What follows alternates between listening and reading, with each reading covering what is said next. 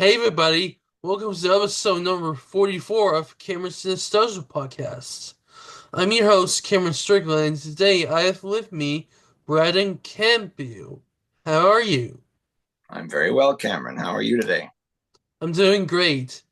Now, for any of you guys who don't know, Braden is a puppeteer and owner of Campiwoda Companions.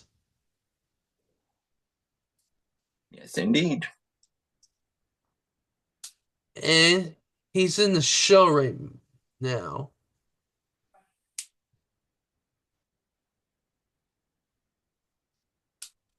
And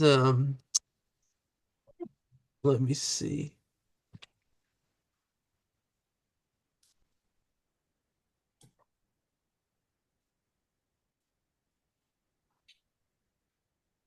You're Pac-Man.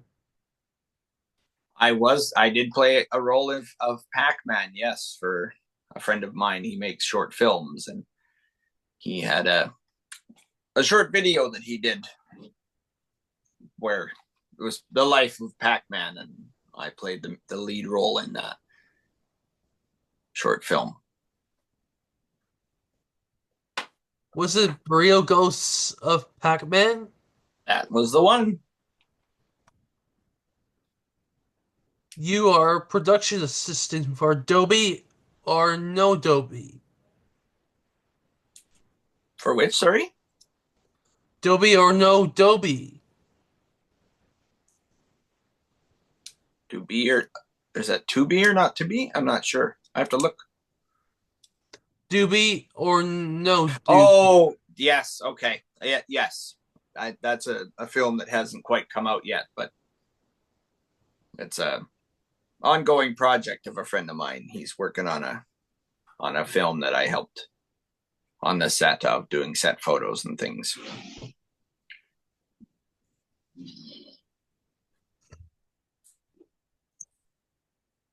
Okay, let's begin our first question.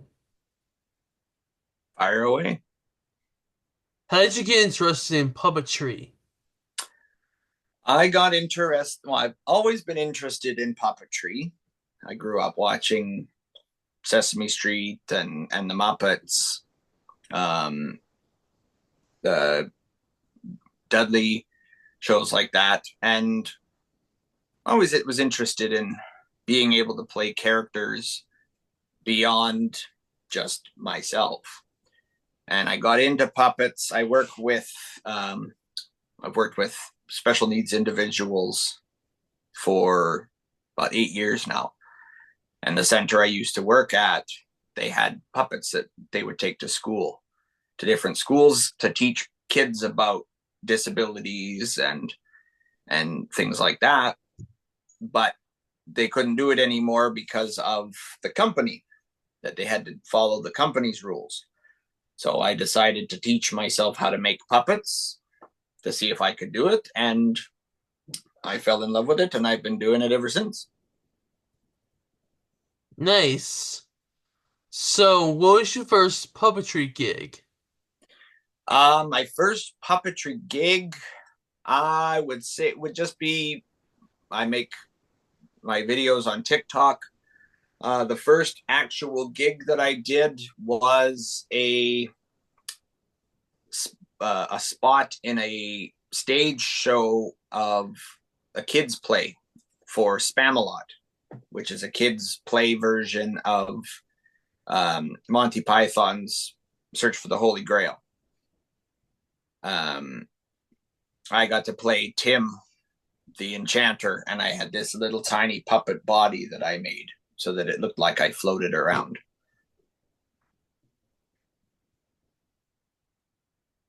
All right.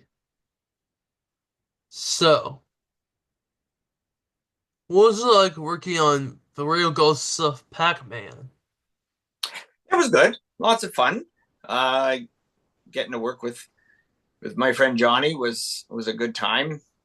The Pac-Man head was a little bit difficult to run around with, but that comes with acting. Sometimes you have to just work with what you got. It was a big plastic Pac-Man head, so to keep it balanced on my shoulders got to be tricky while we were running around in a field.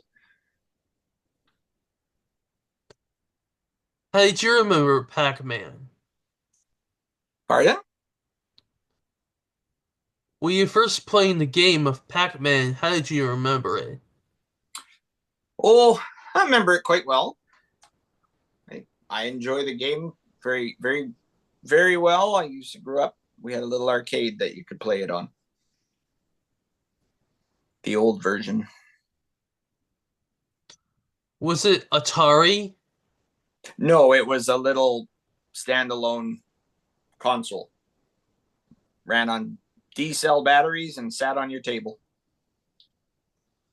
You used to play Pac-Man when you were a kid. Yep. Moving on from Pac-Man, you did production assistance for Doobie or No Doobie. Mm-hmm. Yeah, I was in charge of. I helped with lighting, and I did set photos, behind the scenes stuff, taking pictures of the production. All right. So, what was Campiwoda Companions debuted? Um, Probably our biggest debut thing would be the on our YouTube channel, the short called On Call.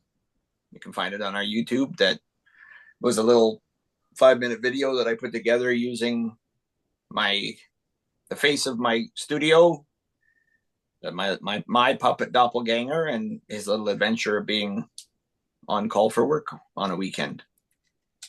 It was a fun little project that I did myself, and it actually won some awards at local film festivals.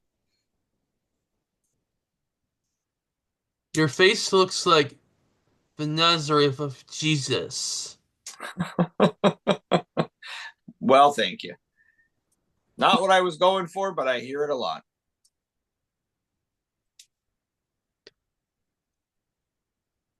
You got to be Jesus in during the Christmas time. Probably. I'm usually busy doing Santa Claus gigs, though, so a little bit of an overlap.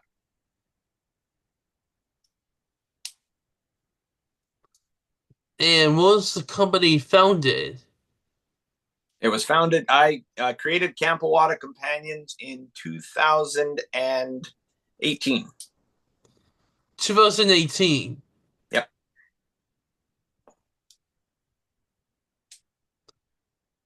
And how many puppets do you have? Uh, the characters that we use, I have right now.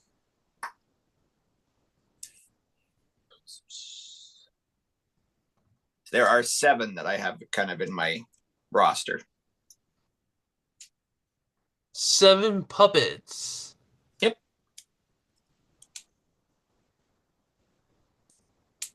Your face is sort of like one of my Bible characters, and his name is Jesus. And I get it a lot. I come to the Lord of this one, going to heaven, meeting Jesus, and God loves you. Very good. There's something happening to being in the Bible. Pardon? It has to be in the Bible. Hmm. Are you a Christian? I'm no longer, no, I follow more closely to Norse paganism. All right. So, are you gonna show 7 puppets? I don't have them with me at the moment, Cameron. Unfortunately, I didn't think to bring them. They're down in in the studio. I'm up in my office right now. Will you be able to get them? Not today, unfortunately. They're packed up at the moment, so I just figured we'd do our chat and go from there. Figured I'd have a quick chat with you and get your podcast episode and wish you all the best. I see you've got quite a few behind you of your own characters there. You Yep. seem to be a big Kermit fan. Yes. Very good. And who's that red guy? Is that one of your own unique ones? Ready. Reddy. Very good.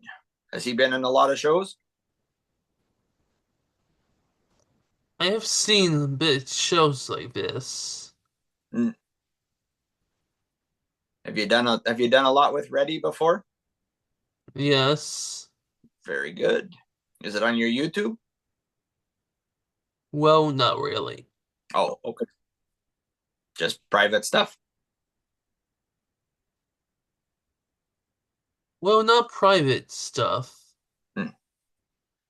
Just not stuff you've published or put out onto the internet yet? Well, maybe. Hmm. So, you should bring the puppet. I wish I could. Like I said, they're all packed up right now. We had Oh, doing some work, so they got put into storage so they'd be safe while we were doing some work. So I don't really have access to them right now, unfortunately. and you have met Dave Prevet. But who? Dave Prevet. I'm not sure. The name doesn't sound familiar. Oh well. Okay. He might have been one of the guys on the set of a couple of those shoots. I'm not sure. I'm not always the best with names.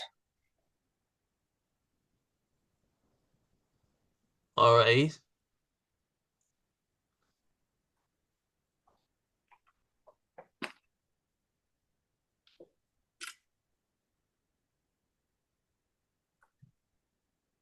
Here are the fan questions. What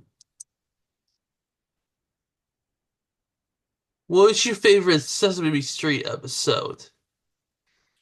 Oh, episodes that I couldn't tell you.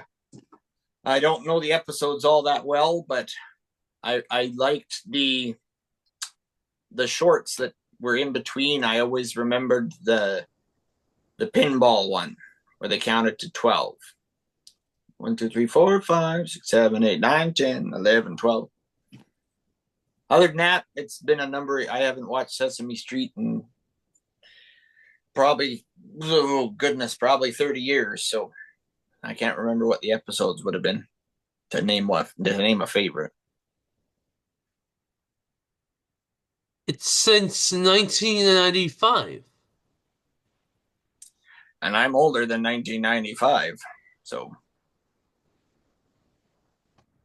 you might not know it to look, but I'm well aged.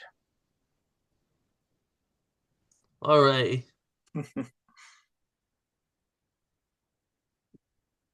Do you have a favorite Muppet Show episode? um, Now again, I don't know about episode, but I always enjoyed the episodes that had Statler and Waldorf in it. They were some of my favorites.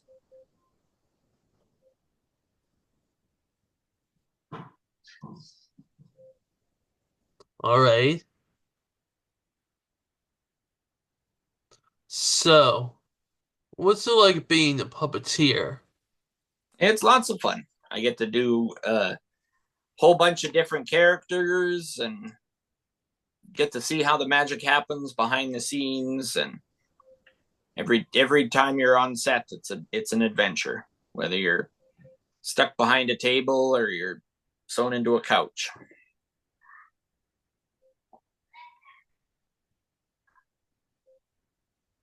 I heard your daughter talking. Yeah, my timer's gone off. I got to go and check on the oven. So, are we? Is that enough? Did I get enough of your questions answered, Cameron?